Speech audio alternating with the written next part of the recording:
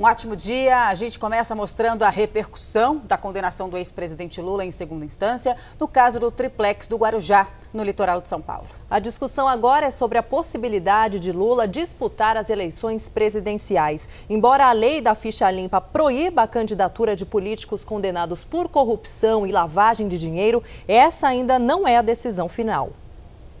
A repercussão no centro político do país foi imediata. O senador Cristóvão Buarque, pré-candidato à presidência, acredita que a disputa eleitoral fica completamente diferente sem a participação do ex-presidente Lula. A primeira consequência é a indecisão. A gente vai votar, participar sem saber quem vão ser os candidatos, quem são os candidatos que chegam até o final, qual é o candidato que é cassado ou não. Ou seja, gera uma incerteza muito grande. Na internet, o governador de São Paulo, Geraldo Alckmin, disse que o importante não é se preocupar com o adversário, e sim com o eleitor.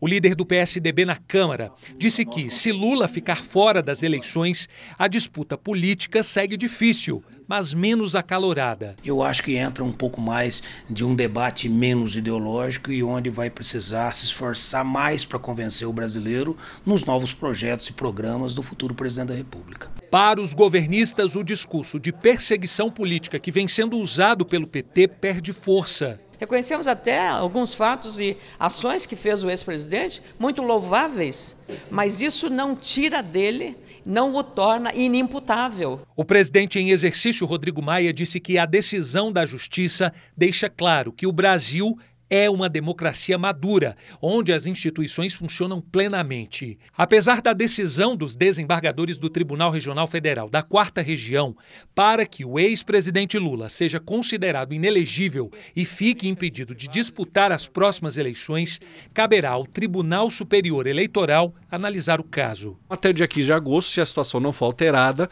ele registra a sua candidatura. Ali, naquele momento, alguém pode impugnar esse registro, um adversário, um partido político adversário, o Ministério Público, dizendo: olha, o ex-presidente Lula acabou de registrar a candidatura dele, mas ele está inelegível. Aí sim que a Justiça Eleitoral provocada vai afirmar ou não se ele está inelegível. A defesa de Lula ainda tem 3 caminhos: ingressar com embargo de declaração no TRF4, entrar com recurso no STJ ou recorrer ao STF, alegando que a decisão do Tribunal Federal de Porto Alegre feriu a Constituição. Mas é aqui, no Superior Tribunal de Justiça, que os advogados podem pedir o efeito suspensivo da sentença, o que daria mais fôlego ao ex-presidente Lula. Ao mesmo tempo que ele possa conseguir esse efeito suspensivo e aí, em tese, registrar com mais tranquilidade a sua candidatura, a lei das inelegibilidades diz o quê? Esse recurso tem prioridade e deve ser julgado de forma urgente.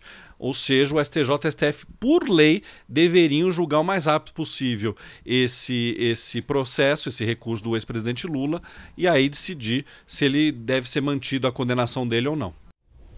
A decisão dos desembargadores do Tribunal Regional Federal da 4ª Região foi unânime. Eles ainda aumentaram a pena para 12 anos e 1 mês de prisão. Depois de mais de 9 horas de sessão, o veredito veio na frase do último desembargador a votar. Eu estou acompanhando o desembargador Paulsen, tanto Vossa Excelência quanto o desembargador João Pedro Gebraneto. Estou acompanhando Vossas Excelências.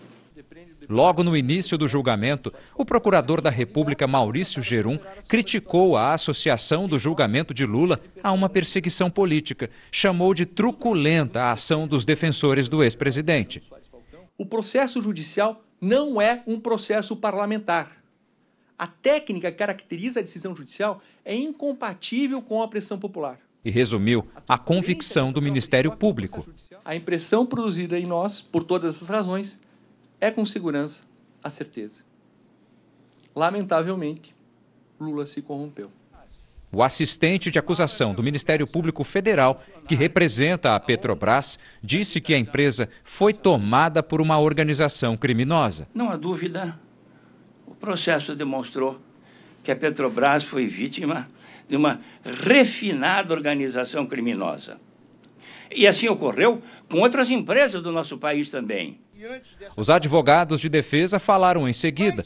O primeiro foi o de Paulo Okamoto, presidente do Instituto Lula. Depois, o defensor de Lula, Cristiano Zanin, que pediu sem sucesso a nulidade do processo. O que se tem aqui é um processo nulo, que gerou uma sentença nula. E também um processo em que não foi feita a prova da culpa, mas sim a prova da inocência, que pede-se que seja reconhecida por uma questão de justiça.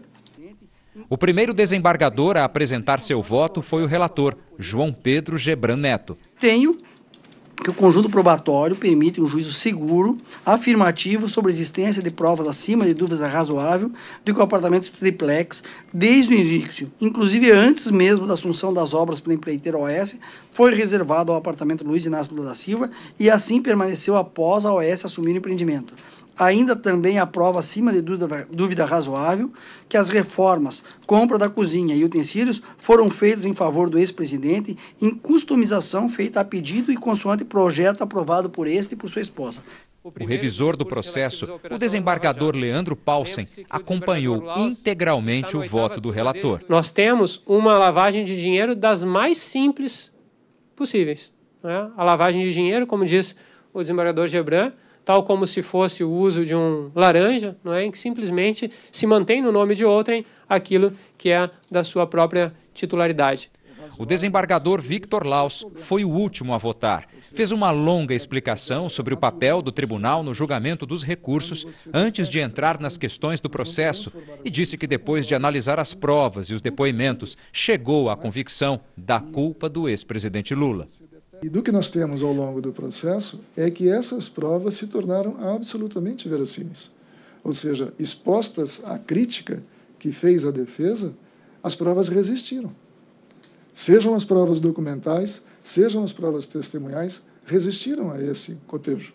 Permitem que se forme um convencimento com base nelas. Todos eles foram unânimes em manter a condenação de Lula por corrupção passiva e lavagem de dinheiro. E unânimes também em aumentar a pena de 9 anos e meio, definida em primeira instância pelo juiz Sérgio Moro, para 12 anos e 1 mês de prisão. Com a decisão sendo unânime, a defesa perde chances de recursos, restando apenas os embargos de declaração, que servem para questionar certos pontos da decisão, mas não tem como interferir na sentença. Bom, a defesa do ex-presidente Lula deve esperar, então, a publicação da decisão dos desembargadores para entrar com os recursos contra a condenação. Em seguida, o processo deve voltar para o juiz Sérgio Moro, em Curitiba. A expectativa da força-tarefa da Lava Jato em Curitiba agora é pela análise dos recursos do ex-presidente Lula. O processo pode voltar para as mãos do juiz Sérgio Moro depois de esgotarem todas as possibilidades de recursos, o que deve ocorrer de maneira mais rápida, porque a confirmação da condenação foi unânime. Só então, Moro